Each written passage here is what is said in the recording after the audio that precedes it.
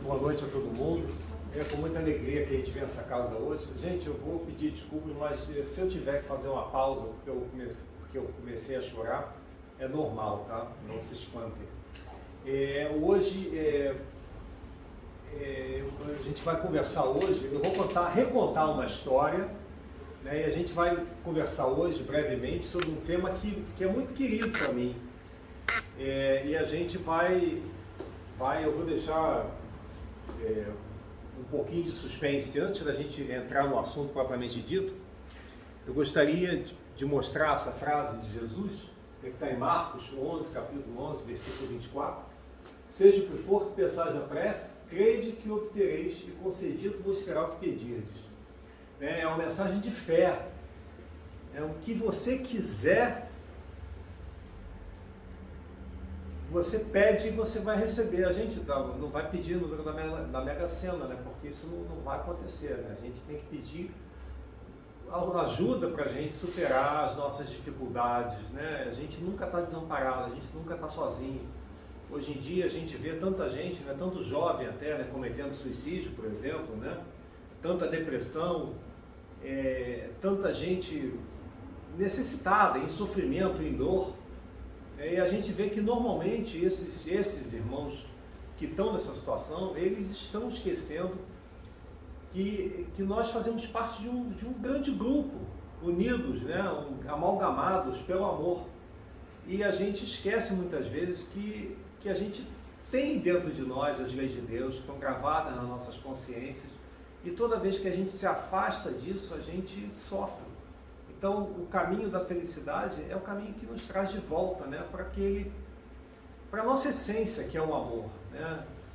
Então, eu queria trazer essa mensagem, porque essa mensagem é muito consoladora. Sempre que a gente tiver uma dificuldade, a gente lembrar, né, que sempre que a gente está em prece, a gente está conectado, né, com as esferas superiores, a gente está em comunhão com os nossos irmãos mais desenvolvidos, pelo amor que nos liga a todos.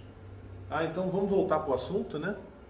Então hoje, o tema de hoje é o servo bom, e isso é uma história que eu vou recontar. Essa história nos foi contada por Humberto de Campos em 1941, através da abençoada psicografia, né, de Chico Xavier, e no livro Boa Nova. Eu não sei se talvez nem todos conheçam o livro Boa Nova. Então, o livro Boa Nova, ele é um livro muito, muito gostoso de se ler, muito informativo, ele é muito rico, né? Humberto de Campos, um escritor, ele vem com toda a sua capacidade poética, né? Nos trazer essa riqueza de informações. Então, lá no capítulo 23, fala sobre o servo bom, né? Esse tema de hoje, eu não falei ainda o tema, né? Mas vai aparecer aqui rapidamente. É um tema, como eu falei, é muito querido para mim, porque essa personagem, ela só aparece no Novo Testamento, em Lucas capítulo 19, mas ela também aparece no Evangelho segundo o Espiritismo, e a gente vai ter acesso a isso. Quem é essa personagem, né? Essa personagem é Zaqueu. Eu não sei se todo mundo sabe quem foi Zaqueu, se lembram quem foi Zaqueu. O Novo Testamento, ele tem dois publicanos famosos, né? Que é Levi, ou Mateus, que escreveu os testamentos, e Zaqueu, o outro publicano. E os publicanos, eles eram considerados na época de Jesus, na época que o Cristo veio à Terra, eram considerados homens de má vida, porque eles cobravam impostos, e as coisas que os judeus mais detestavam era pagar imposto.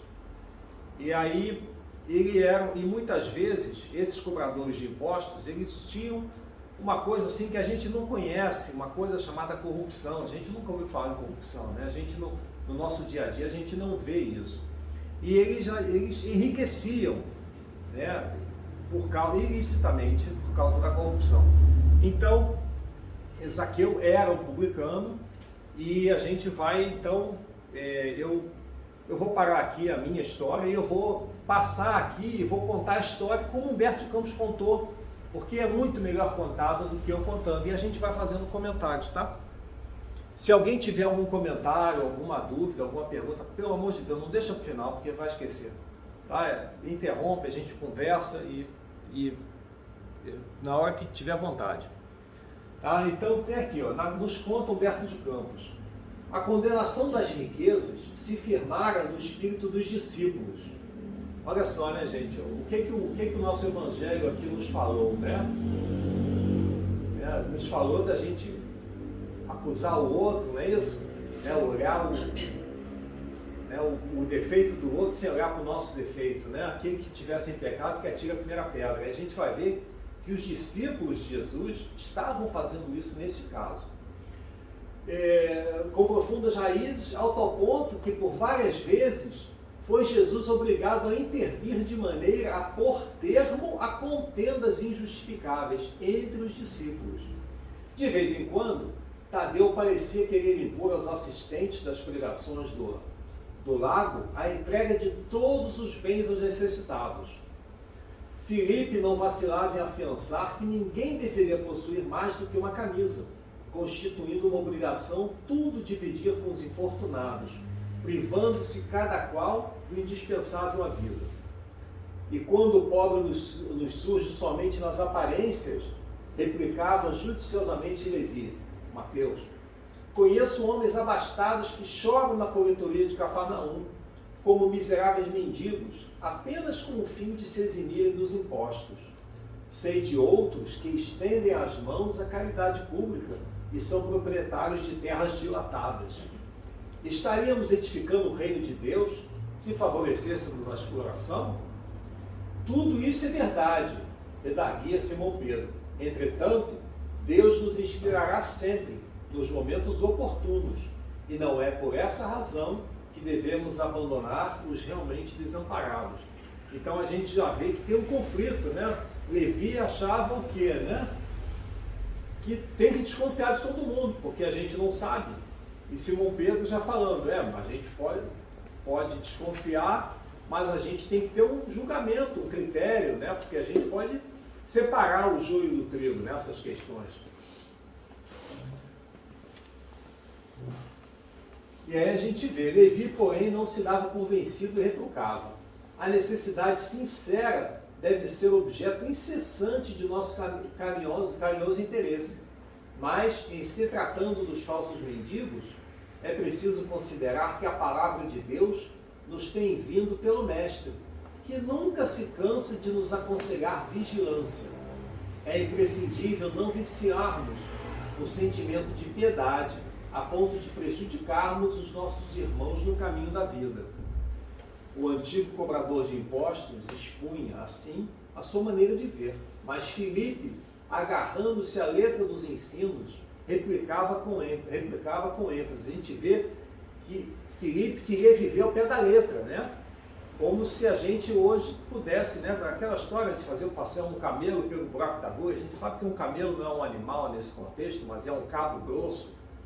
Então, textualmente, se a gente for olhar o que foi nos deixado escrito, né? Os nossos ensinamentos por escrito, radicalmente ao pé da letra, a gente vai errar muita coisa, porque a gente tem que interpretar.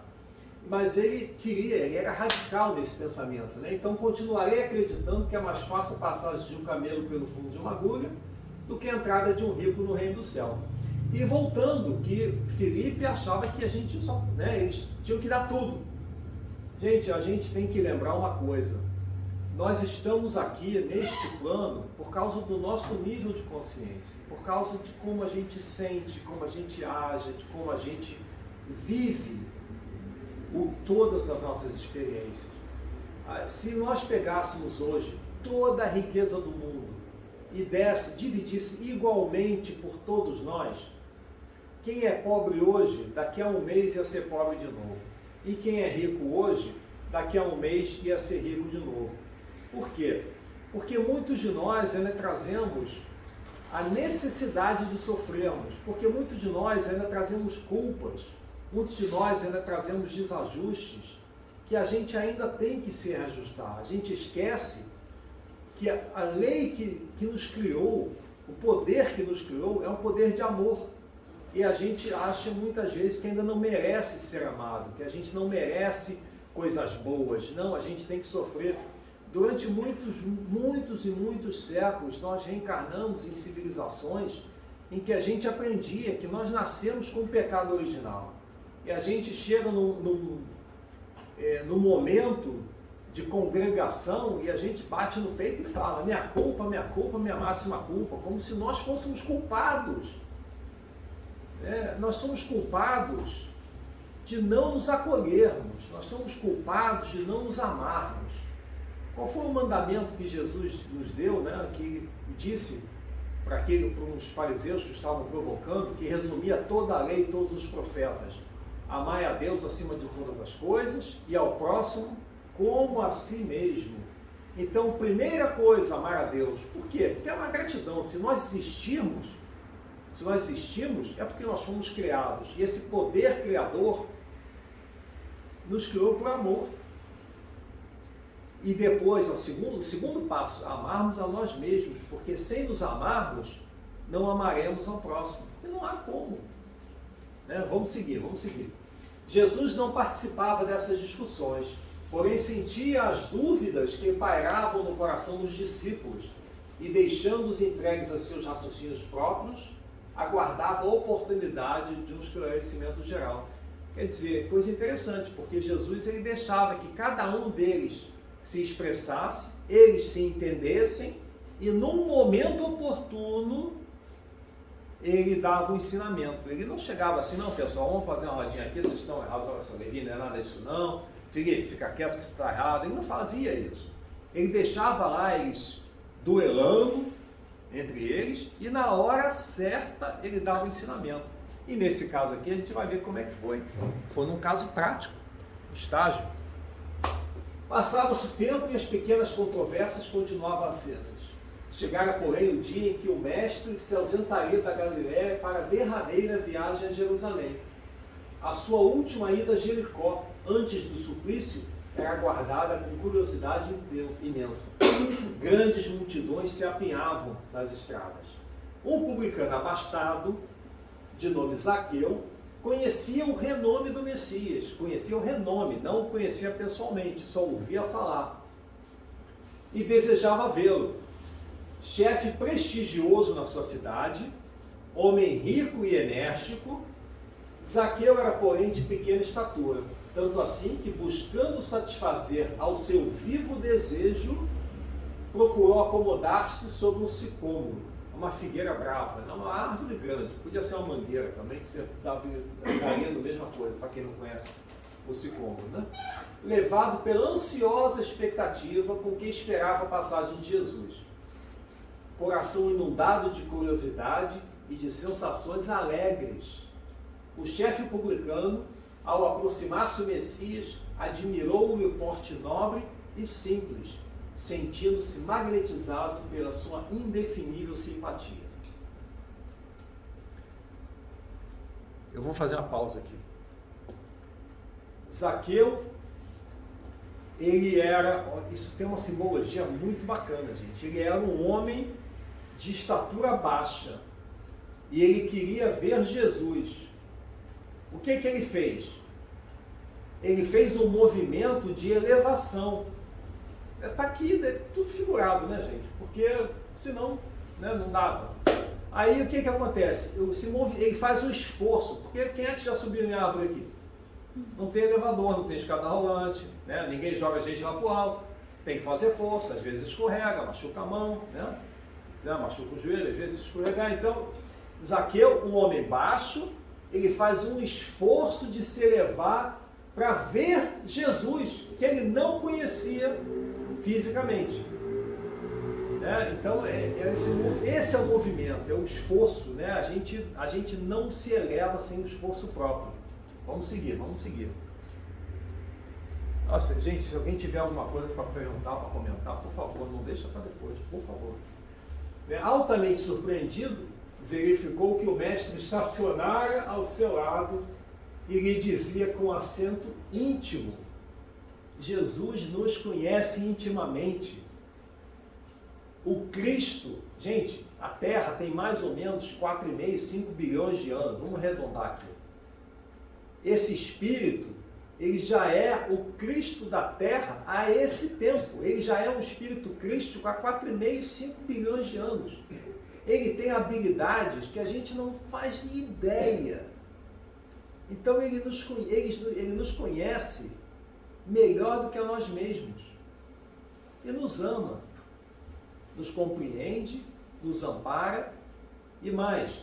Pessoal, um cara desse porte, ele trabalha para que esse planeta exista, para que nós possamos reencarnar nele. Um espírito desse quilate trabalha para a gente. Olha quanto merecimento nós temos aí. Olha quanto de bom o nosso valor. Não para quem nós estamos, mas para quem nós somos.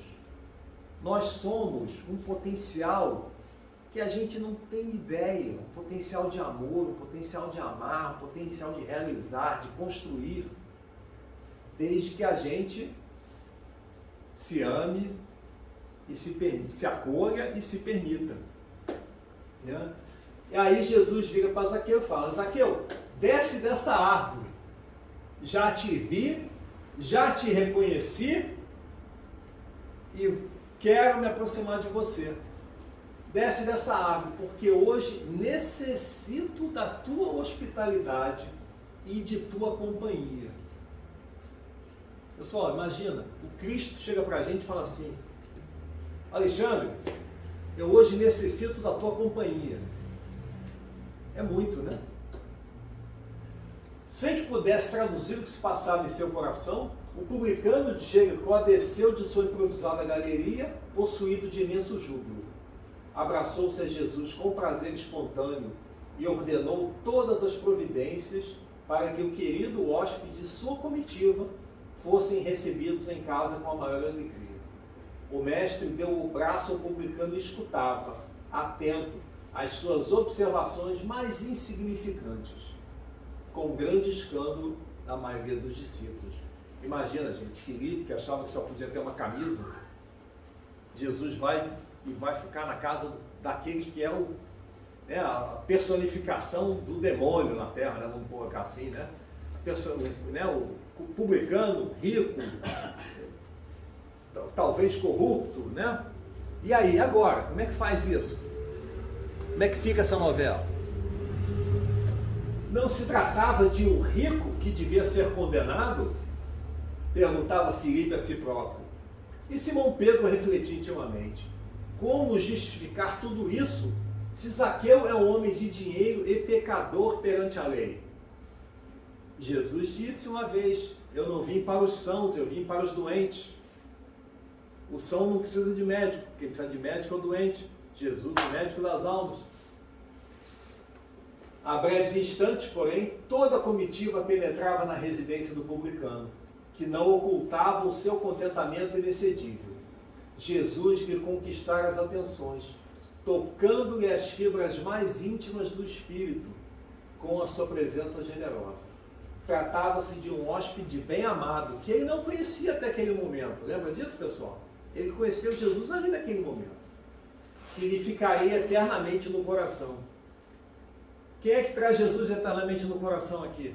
Todo mundo consegue lembrar de Jesus e ser grato a Jesus pelo seu ensinamento? Pessoal, o Cristo, esse Espírito que já é um Espírito crístico há 5 bilhões de anos, ele se humildou, encarnou como um de nós. Dizem, eu não sei porque eu não estava lá, que ele demorou 1000 anos para baixar a frequência vibratória dele para poder encarnar no corpo humano. Imagina o sofrimento pelo adensamento da nossa matéria, desse Espírito, o quanto ele se colocou à nossa disposição, veio para a gente, veio para cá, né?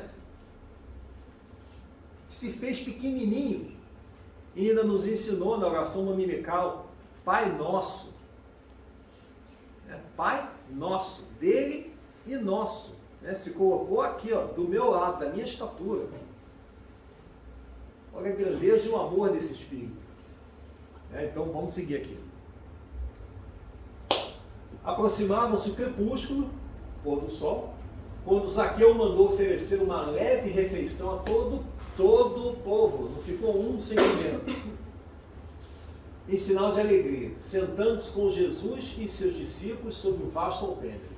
A palestra versava sobre a nova doutrina, e sabendo que o mestre não perdia ensejo de condenar as riquezas criminosas do mundo, o publicano esclarecia com toda a sinceridade de sua alma: Senhor, é verdade que tenho sido observado como um homem de vida reprovável, mas desde muitos anos venho procurando empregar o dinheiro de modo que represente benefícios para todos os que me rodeiam na vida.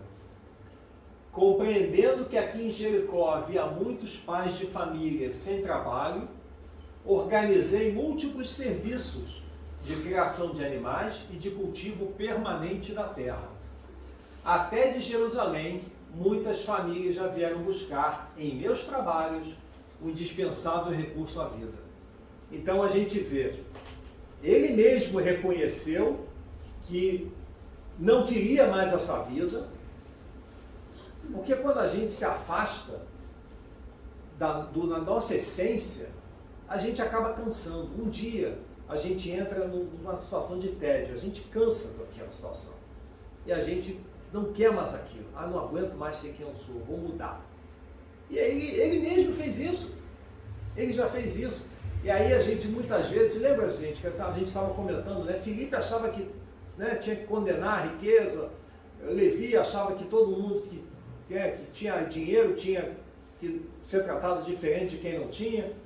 Aí se todo mundo fosse pobre, quem é que ia gerar emprego? Quem é que ia construir uma fábrica? Nesse caso aqui não tinha fábrica nessa época, né? Mas quem é que ia construir uma fábrica? Quem é que ia construir um abrigo? Se todo mundo aqui fosse pobre, quem é que ia construir o centro espírita? Tudo isso no nosso plano precisa de dinheiro. Então nós vemos aqui que Zaqueu, ele cansou daquela vida que ele levava e ele tomou iniciativa. Ele virou o quê? Ele virou um polo, atraiu as pessoas que necessitavam e queriam, né? Porque tem também aquele que não está a fim de trabalhar. Tem muitos de nós ainda achamos que nós, vou ali, vou aqui, tiro um pouquinho daqui, dou um jeitinho ali e vou empurrando com a barriga e não quer fazer o esforço. Zaqueu pode não ter feito o esforço a vida inteira, mas a gente vê que ele está fazendo o esforço aqui. E ele fez o esforço de quê? De elevação. A gente não pode esquecer isso, esse símbolo do Zaqueu, um homem de baixa estatura, fazendo um esforço de subir numa árvore para poder enxergar Jesus. E aí Jesus, abençoado seja o teu esforço, replicou Jesus cheio de bondade. Zaqueu ganhou novas forças e murmurou: os servos da minha casa nunca me encontraram sem a sincera disposição de servi-los. Nós temos disposição de servir ao próximo? Ou a gente às vezes acha que tem que ser servido? Porque eu não tenho dinheiro. E daí? O dinheiro não nos pertence. A única coisa que nós temos é o tempo que nos é dado, e é o que nós fazemos com esse tempo. A gente pode ficar no sofá da sala assistindo Netflix, achando que está ajudando o mundo. Ou a gente pode, de repente, ver se tem um lugar que tem gente que está precisando de um motorista. Eu conheço uma pessoa que usa o seu carro para transportar cachorro, animais que necessitam ser transportados de um lugar para outro. Ele não está ajudando nenhum ser humano, ele está se ajudando, porque cada vez que ele usa esse tempo dele, que ele podia estar lá, no celular, ou no computador, ou na Netflix, assistindo alguma coisa, ou assistindo futebol, ele está doando o tempo dele para auxiliar uma criatura que está precisando de auxílio. Então acho que isso é uma coisa que a gente pode refletir. O que eu estou fazendo com o meu tempo? Porque é a única coisa que a gente tem.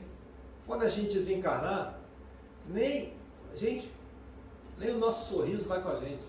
né? O sorriso do corpo físico vai ficar lá, né? Fica para trás. Aí Jesus, né? Regozijo-me contigo, exclamou o Messias, porque todos nós somos servos de nosso Pai. O publicano, que tantas vezes foi injustamente acusado, experimentou grande satisfação. A palavra de Jesus era uma recompensa valiosa à sua consciência dedicada ao bem coletivo. Nós temos essa consciência dedicada ao bem coletivo? Ou a gente às vezes gosta de criar um tumulto, uma confusão, fazer uma fofoquinha cristã, né? Vamos lá. Extasiado, levantou-se e, estendendo ao Cristo as mãos, exclamou alegremente: Senhor, Senhor, tão profunda é minha alegria que repartirei hoje com todos os necessitados a metade de meus bens. E se em alguma coisa tenho prejudicado alguém, indenizá-lo-ei quadruplicadamente, ou seja, 4 vezes. Então a gente vê que Zaqueu, ele não perguntou: Jesus, o que é que eu faço? Jesus, o que é que eu posso fazer? Como é que eu faço para melhorar? Não. Ele faz o esforço, ele toma a iniciativa. Ele não deixa ninguém chegar para ele: não, você tem que fazer, não quero saber o que é que você acha da minha vida. Eu vou fazer isso, eu estou fazendo um movimento. Eu já fiz o movimento de me levar para poder ver Jesus, ver o Cristo, e agora eu vou fazer o movimento de me aproximar, auxiliando a quem necessita. É um movimento horizontal também. Jesus o abraçou com um formoso sorriso e respondeu. Imagina, gente, a gente ganhar um abraço de Jesus. Que coisa, né? Do Cristo. Bem-aventurado és tu que agora contemplares em tua casa a verdadeira salvação. Alguns dos discípulos, notadamente Filipe e Simão, não conseguiam ocultar suas deduções desagradáveis, porque eles condenaram. Lembra daquela questão do apedrejamento que o Evangelho nos falou antes dessa reflexão aqui? Olha, eles chegaram já na casa do Zaqueu, cheio de pedra na mão, pronto para atacar o Zaqueu. Aí Jesus fez o quê? Foi lá e deu um abraço no Zaqueu. Se eu fosse tacar a pedra no Zaqueu, eu ia acertar em Jesus. Isso, figura de linguagem, né? Mais ou menos aferrados às leis judaicas e atentando somente no sentido literal das lições do Messias, estranhavam aquela afabilidade de Jesus, aprovando os atos de um rico do mundo, confessadamente publicano e pecador. E como o dono da casa se ausentasse da reunião por alguns minutos, a fim de providenciar sobre a vinda de seus filhos para conhecer o Messias, Pedro e outros prorromperam numa chuva de pequeninas perguntas. Por que tamanha aprovação a um rico mesquinho? As riquezas não eram condenadas pelo Evangelho do Reino? Por que não se hospedarem numa casa humilde, e sim naquela vivenda suntuosa, em contraposição aos ensinos da humildade? Poderia servir a Deus e ao mundo de pecados? Poderia alguém servir a Deus e ao mundo de pecados?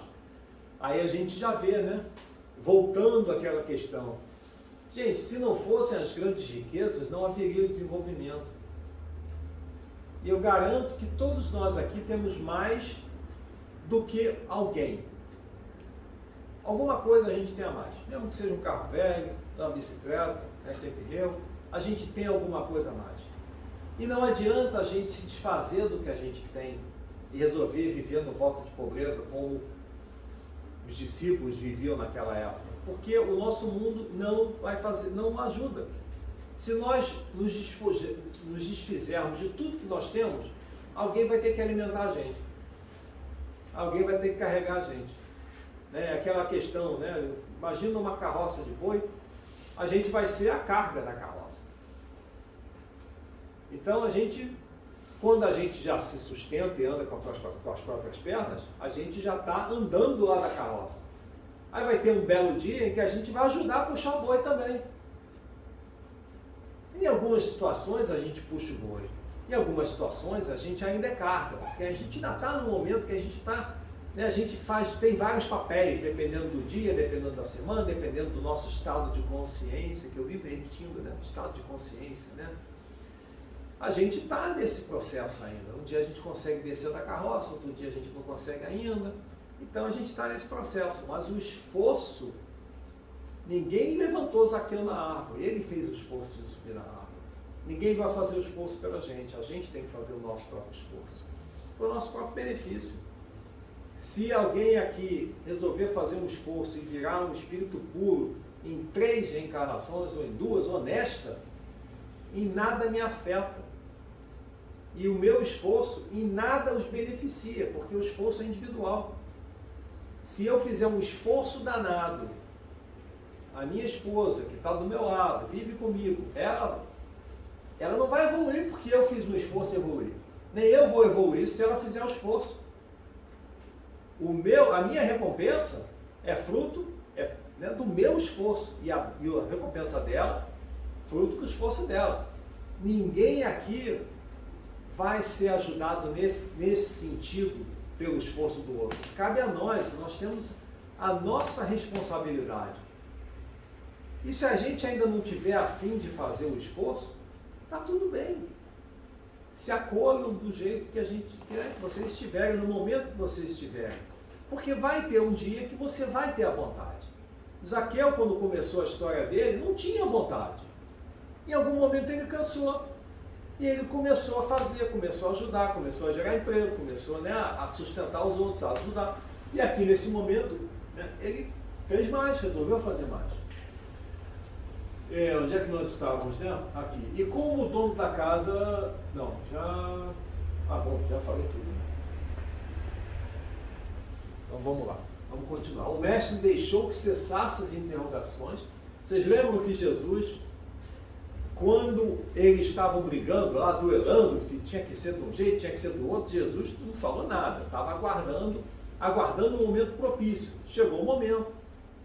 E aí Jesus vai e dá, né, para quem conhece o judô, né, dá um ipom, né, que é o golpe que acaba a luta, né, vale todos os pontos da luta. O mestre deixou que cessassem as interrogações e esclareceu com generosa firmeza. Amigos, acreditais porventura que o Evangelho tenha vindo ao mundo para transformar todos os homens em miseráveis mendigos? Qual a esmola maior? A que socorre as necessidades de um dia ou que adota providências para uma vida inteira? No mundo vivem os que entesouram na terra e os que entesouram no céu. Os primeiros escondem suas possibilidades no cofre da ambição e do egoísmo e, por vezes, atiram moedas douradas ao faminto que passa, procurando livrar-se de sua presença. Isso aqui eu vou fazer uma pausa. Eu não sei, eu não me lembro quem é que conta essa história. Acho que foi o Haroldo Dutra Dias, numa reflexão que ele fez, e eu assisti isso no YouTube. O Chico Xavier, ele era frequentemente visitado pelo Jorge. E o Jorge era eu vou colocar assim da maneira bem figurativa, era um capial que morava, sabe Deus onde, e era muito, muito, muito pobre. E aí o Jorge ia visitar o Chico de vez em quando, ia andando. E aí o Jorge não tinha muita higiene, né? Então ele não tinha muita roupa, então as roupas dele não chegavam bem. E aí o Jorge chegava na casa do Chico, e as pessoas, para se livrar do Jorge, davam dinheiro para ele comprar comida. Né? Para ele sair dali, porque ele chegava, a roupa dele não chegava bem e tal, não sei o quê. E aí um belo dia, o Jorge desencarnou e alguém perguntou para o Chico do Jorge. E aí o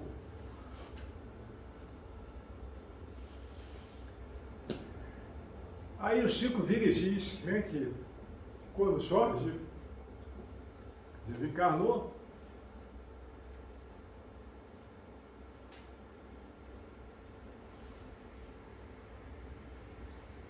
um representante do Cristo veio buscá-lo. Tamanha evolução daquele espírito. Bom, então vamos lá. O Os primeiros escolhem suas possibilidades no cofre da ambição. Eu já cheguei, estava no azul ali, né? Os segundos ligam suas existências a vidas numerosas, fazendo de seus servos e dos auxiliares de esforços a continuação de sua própria família. Nós somos todos irmãos em espírito, a gente não pode esquecer disso. Todos.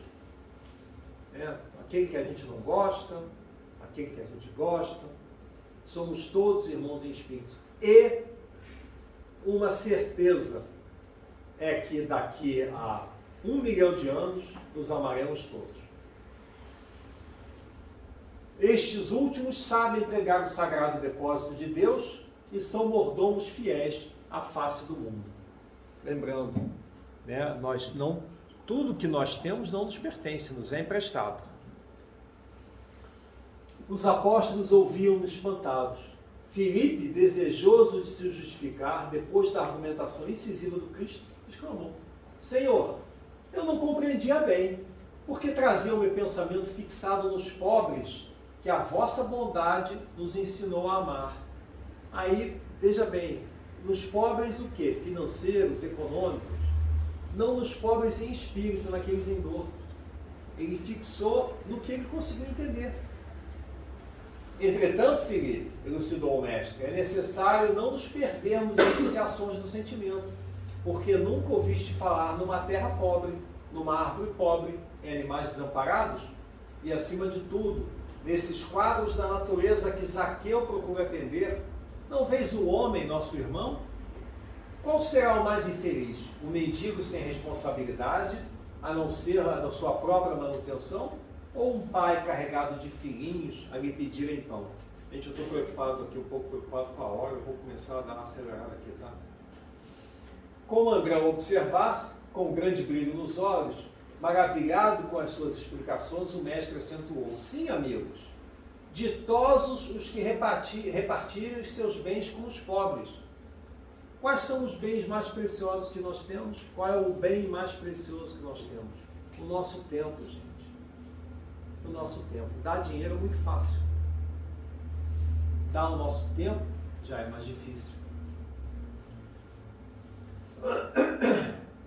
Mas bem-aventurados também os que consagrarem suas possibilidades aos movimentos da vida, cientes de que o mundo é um grande necessitado e que sabem assim servir a Deus com as riquezas que lhe foram confiadas. Todos nós temos riquezas, todos nós temos habilidades, todos nós temos conhecimento e todos nós temos o tempo que nós temos. Então nós sempre temos alguma coisa que nós podemos doar, sempre temos alguém que nós podemos ajudar. Em seguida, Zaqueu mandou servir uma grande mesa ao Senhor e aos discípulos, onde Jesus partiu o pão, partilhando do contentamento geral. Impulsionado por um júbilo insopitável, o chefe publicano de Jericó apresentou seus filhos a Jesus e mandou que seus servos festejassem aquela noite memorável para o seu coração. Nos terreiros amplos da casa, crianças e velhos felizes cantavam hinos de cariciosa aventura, enquanto os jovens em grande número tocavam flautas, enchendo de harmonias o ambiente. Foi então que Jesus, reunidos todos, contou a formosa parábola dos talentos, conforme a narrativa dos apóstolos. E foi também que, pousando enternecido e generoso olhar sobre a figura de Zaqueu, seus lábios divinos pronunciaram as imorredoras palavras: bem-aventurado seja tu, servo bom e fiel. Essa é a história que Humberto de Campos nos conta. Vamos agora tentar cruzar isso com o Evangelho segundo o Espiritismo. Nós temos o capítulo 16, não se pode servir a Deus é Mamon. Mamon significando os bens da terra, dinheiro, né? Os bens materiais, perecíveis. Perecíveis, não porque os bens sejam perecíveis, porque muitas vezes o bem fica, né? Dinheiro não é perecível. Mas nós perecemos e o bem fica para trás. Jesus na casa de Zaqueu. Então tem uma referência a essa passagem do Boa Nova, né? Que o Boa Nova nos traz no Evangelho segundo o Espiritismo. E o texto fala: tendo Jesus entrado em Jericó, passava pela cidade e havia ali um homem chamado Zaqueu, chefe dos publicanos e muito rico, o qual, desejoso de ver a Jesus, para conhecê-lo, não conseguia devido à multidão, por ser ele de estatura muito baixa. Por isso correu à frente da turba e subiu a um sicômoro para o ver, porquanto ele tinha que passar por ali. Chegando a esse lugar, Jesus dirigiu para o alto olhar e vendo disse-lhe: Zaqueu, dá-te pressa em descer, porquanto preciso que me hospedes hoje em tua casa. Zaqueu desceu imediatamente e o recebeu jubiloso, e vendo isto, murmurava a dizer: ele foi hospedar-se em casa de um homem de má vida. A gente já viu isso lá na passagem, isso estou cruzando, né, o Boa Nova com o Evangelho segundo o Espiritismo. Entretanto, Zaqueu, pondo-se diante do Senhor, disse: Senhor, dou a metade de meus bens aos pobres, e se causei dano a alguém, seja no que for, indenizo com 4 tantos. Ao que Jesus lhe disse: esta casa hoje recebeu hoje a salvação, porque também este é filho de Abraão, visto que o Filho do Homem, Jesus era o Filho do Homem, veio procurar e salvar o que estava perdido. E aqui o movimento, né, essa figura, eu já falei bastante disso, esse é o movimento, né? O Zaqueu fez o movimento de elevação, né, o esforço de subir na árvore para ser visto por Jesus, e foi. E aqui o Evangelho também, nesse capítulo, do item 11, ele fala do emprego da riqueza. Que fizeste, ecônomo e fiel, dos bens que te confiei, esse poderoso móvel de boas obras, exclusivamente empregaste na tua satisfação pessoal. Qual então o melhor emprego que se pode dar à riqueza? Procurai nestas palavras: amai-vos uns aos outros, a solução do problema. Elas guardam o segredo do bom emprego das riquezas. Aquele que se acha animado do amor do próximo, tem aí toda traçada a sua linha de proceder. Na caridade está, para as riquezas, o emprego que mais apraz a Deus. Chevreul, em Bordeaux, 1861. Continuando, item 13, parágrafo 13. Sendo o homem depositário. Ninguém tem nada, gente. A gente é depositário. A gente vai embora e o dinheiro fica. A herança fica e outros vão brigar para dividir a herança, muitas vezes, né? O administrador dos bens que Deus lhe pôs nas mãos. Contas severas lhe serão pedidas do emprego que lhes haja ele dado, em virtude de seu livre-arbítrio. O mau uso consiste em os aplicar exclusivamente na sua satisfação pessoal. Bom é o uso, ao contrário, todas as vezes que deles resultam bem para qualquer outro. Um bem qualquer para outro. A beneficência é apenas um modo de empregar-se a riqueza. Ela dá alívio à miséria presente, aplaca a fome, preserva do frio, proporciona abrigo ao que não o tem. Dever, porém, igualmente imperioso e meritório é o de prevenir tal miséria. Como? Através da educação. Tal, sobretudo, a missão das grandes fortunas, missão a ser cumprida mediante os trabalhos de todo gênero que com elas se pode executar.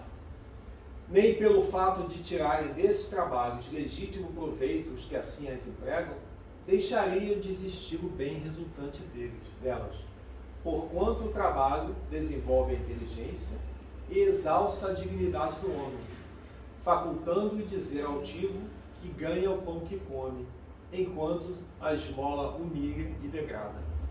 A riqueza concentrada em uma mão deve ser fonte de água viva que espalha fecundidade e bem-estar em seu derredor.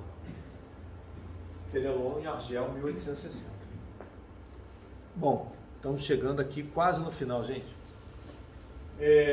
Capítulo 17, sede perfeitos, mais um cruzamento, né, do Evangelho.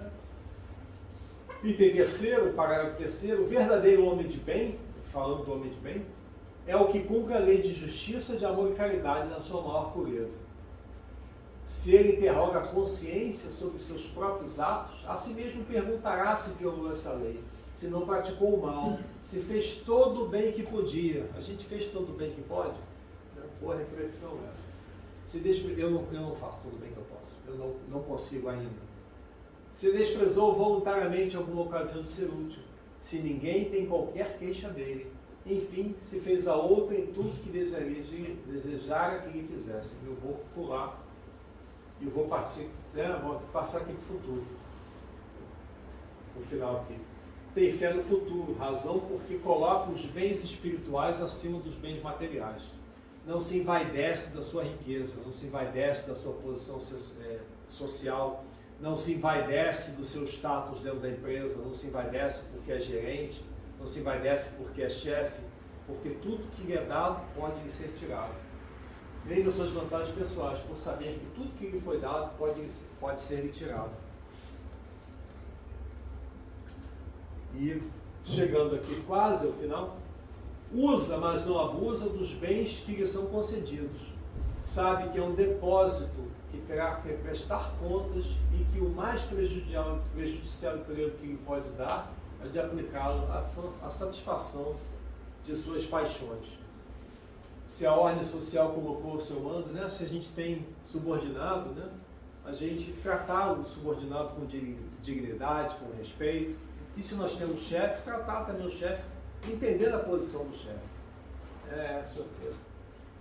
Mais ou menos. Agora a gente vai ouvir uma música do Tim e Vanessa. Não sei se todo mundo aqui conhece o Tim e Vanessa, são dois irmãos. E eles têm um site, timvanessa.com.br, onde a gente pode baixar as músicas deles sem custo, sem ônus. Tá? E essa música se chama Zaqueu. Se toca.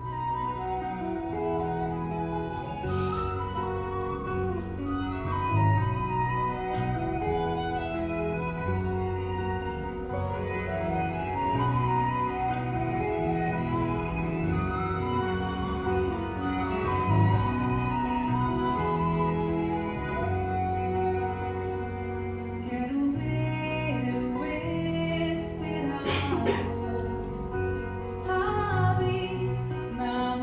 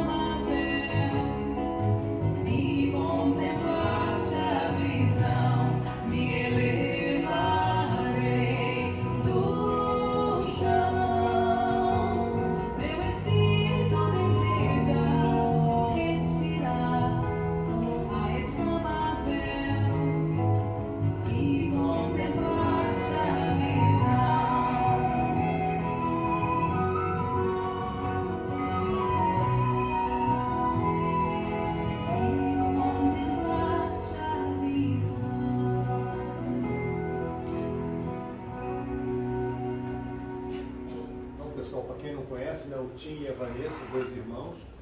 Então eles têm um site, timevanessa.com.br, e essa música é de um álbum chamado Evangelho em Canção, e tem outras músicas, obviamente, né? A gente pode fazer o download sem custo, se tiver intenção. A letra da música, eu vou só projetar enquanto eu faço aqui só a última consideração aqui, né? Então, Alexandre, por que você veio trazer esse tema, né? Ficou aqui contando essa história, a gente teve que ler um monte de coisa, né? Muita coisa para ler, estou cansado, né?